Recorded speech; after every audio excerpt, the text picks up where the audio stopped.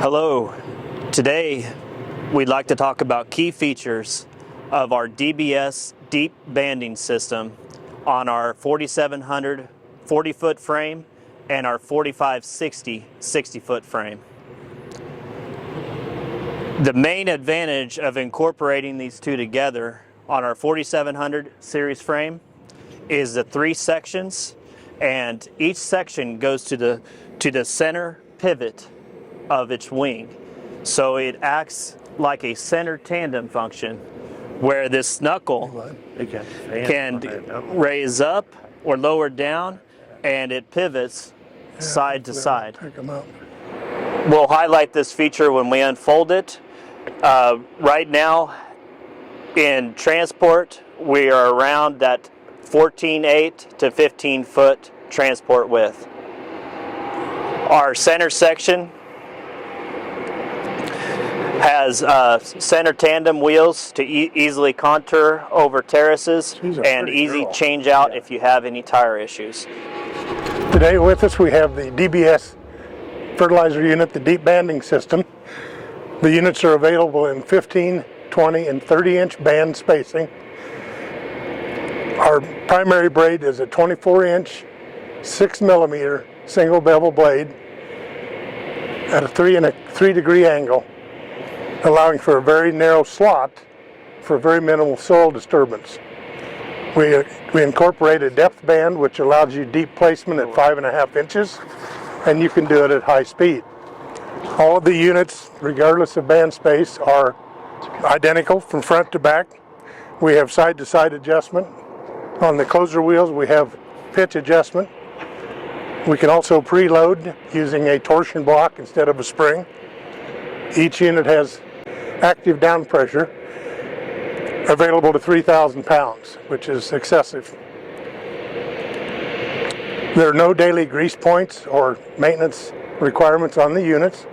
They're all Nylotron bushings, Timken bearings or better. We have an outer rolling scraper on the outer wheel, and on the inside we have a spring-loaded inner scraper, which is where the injection tubes mount into the scraper assembly. The weight of each unit is 700 pounds. Most of the weight is built right into the main body with the castings, focusing the weight down on the main spindles to get them in the ground and keep them there. The units pull extremely easy, they're very stable, and you can run them fast, and we recommend up as high as 11 miles an hour. So the advantages are high speed, minimal soil disturbance. We can accommodate liquid fertilizer, anhydrous ammonia, granular, or any combination thereof. We also have a dry tube arrangement which is available. And of course you see the anhydrous system that's mounted and ready to go. On the units themselves we have 20 inches of vertical travel, which gives you plenty for transport height, as you can see here. But when we're in the ground, we'll stay in the ground. We can accommodate terraces at very high speeds and not have them flop out of the ground. Okay, next we'd like to go over unfolding this drill. We have support arms that lower the wing sections down.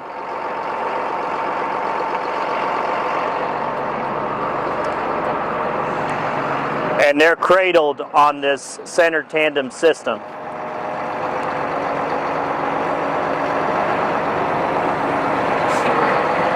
Once it's on the ground, then we have, of course, our unfolding cylinders.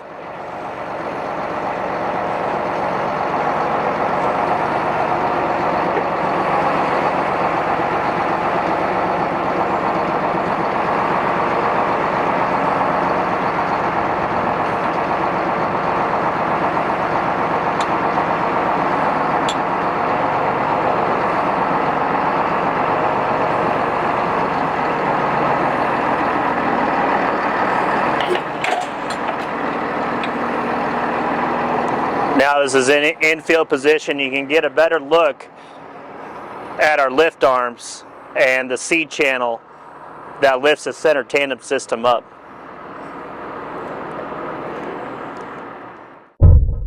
Okay, our 3-section frame has an important center tandem feature that has a low pivot point in the center of each outside section. This is important because this pull arm comes over and it's very heavy duty, giving you extra downforce and weight transfer out to each section. In addition, the low pivot point to opener stance allows your inside opener to your center section opener very little movement as you're contouring in and out over terraces. You couple that with a narrow distance between your land wheel stance and your opener, so you can go up and over a terrace very easily.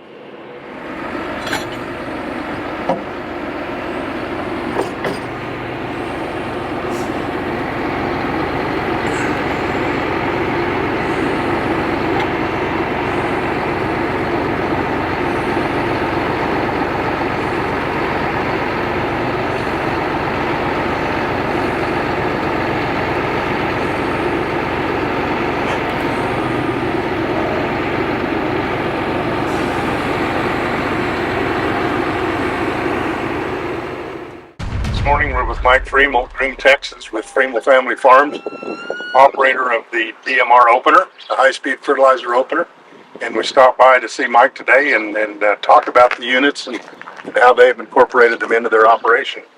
So Mike, tell us what you grow and how you use it. We're just basically it's corn cotton operation. We're half corn, half cotton, and we rotate. And we have some seed milo. We don't grow corn, we don't have seed milo, but we did strip till, and of course it requires a lot more horsepower, a lot more time, it's slower, and we were having problems with our strip till. We would open up a slot in the soil when it was wet, and we couldn't close it, and we were not getting really good stands sometimes, depending on the conditions. So I like these because of the speed. We run these 10, 12 miles an hour, and we can do 300 or 400 acres a day with each machine, easy.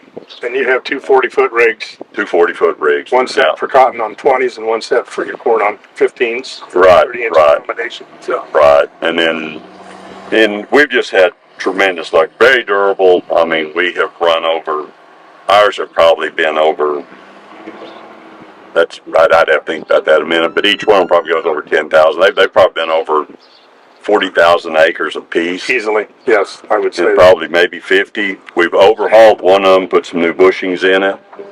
The other one we haven't done anything to other than replace the disc on it, and occasionally we put some bearings down. But they've been very, very durable. Part of the design criteria for the DMR opener was a very narrow slot to reduce the possibility of losing any extra product. And I think we've achieved that because we're at 3 degrees and we, like you said earlier, we can run fast and very minimal soil disturbance, so we can close that gap up. We're not at risk of drying it out. We've got our product laid at about 5 to 5.5 inches deep. Why did you go away from strip tilling, which you were doing, right? Why did we go away? Yes. It was just the time to get across all the acres. Plus, we had some issues with that slot.